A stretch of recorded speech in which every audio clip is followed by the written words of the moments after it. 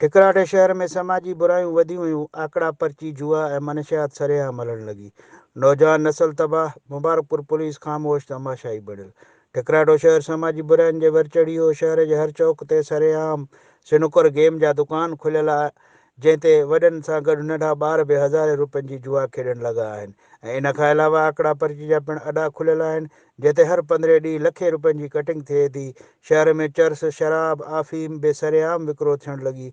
उन खां अलावा रहियल कसर वरी फहाशी जा अॾा था पूरा कनि, जंहिंमें ॿाहिरां खां ईंदड़ सदा सुहाॻिणियूं हितां जे नौजवाननि खे पंहिंजे नख़रनि ऐं नाज़नि सां कंगाल कयूं हलियूं थियूं वञनि, जंहिं सबबु हितां जा रहवासी रोज़ बरोज़ कंगाल थी। ऐं इन खां अलावा समाजी बुरायूं सरेआम हुजण जे करे शहर में ॿाहिरां माण्हू अचण जे करे इलाइक़े में बदअमनी पिणु वधी वई आहे, जंहिं सबबु टिकराटो ऐं आसपास जे इलाइक़नि में चोरियूं रोज़ जो मामूल बणिजी वियूं आहिनि। इन समूरी समाजी बुराइनि में शहर जा बाअसर माण्हू, कुझु अताई सहाफ़ी ऐं पुलिस भाईवार हुजण जे करे इहे धंधा सरेआम वधण लॻा आहिनि। यादि रहे त कुझु साल अॻु सखर पुलिस जे ASP हिकु कार्रवाई करे आकड़ा पर्ची जे अॾनि ते छापो हयो हो, पर हितां जी मुबारकपुर पुलिस जुआरनि सां ॿिट बणियल हुई, जंहिं करे उन ASP खे मारकुट करे उन जी वर्दी लूड़ू लूड़ू करे उन्हनि जी जीअ लाइ कार पिणु फुरी वई।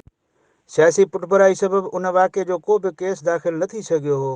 हितां जे सुञाण धुरियुनि IG Sindh, AIG Sukkur, DIG Sukkur ऐं SSP सखर खां घुर कई आहे त पंहिंजे एतमाद जोॻे टीम खे मथे ॼाणायल समूरी बुराइनि जी जांच करे इन्हनि कुदे कारोबार में मुलविस माण्हुनि ख़िलाफ़ क़ानूनी क़दम खंया वञनि, त जीअं हितां जो नओं नस्ल तबाही खां बची पवे ऐं नौजवान नस्ल तालीम जहिड़े ज़ेवर सां सिंगारे।